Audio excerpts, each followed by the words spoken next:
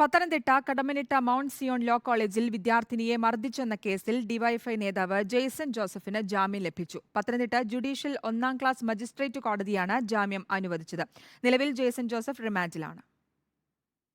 Pathanamthitta Kadammanitta Mount Zion law കോളേജിൽ വെച്ച് DYFI Perunad block secretary Jaison Joseph വിദ്യാർത്ഥിനിയെ ഇടിവള കൊണ്ട് മൂക്കിനിടിച്ച് പരിക്കേൽപ്പിച്ചു എന്നായിരുന്നു പരാതി.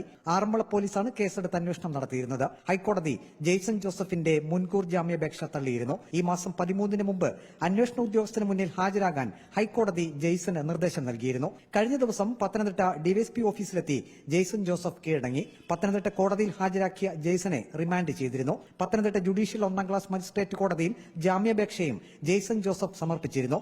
കോടതി ജെയ്സന് ജാമ്യം അനുവദിച്ചതായി ജെയ്സന്റെ അഭിഭാഷകൻ ഷജിൽ PS അറിയിച്ചു.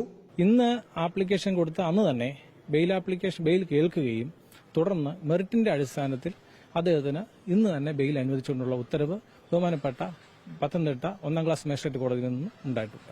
ജെയ്സൺ ജോസഫിനെതിരെ 354 വകുപ്പ് കൂടാതെ 326 വകുപ്പ് കൂടി ചുമത്തണമെന്ന് വാദിഭാഗം അഭിഭാഷകൻ കോടതിയിൽ വാദിച്ചു. അന്വേഷണ റിപ്പോർട്ടും പോലീസ് കോടതിയിൽ സമർപ്പിച്ചിരുന്നു. റിപ്പോർട്ടർ പത്തനംതിട്ട.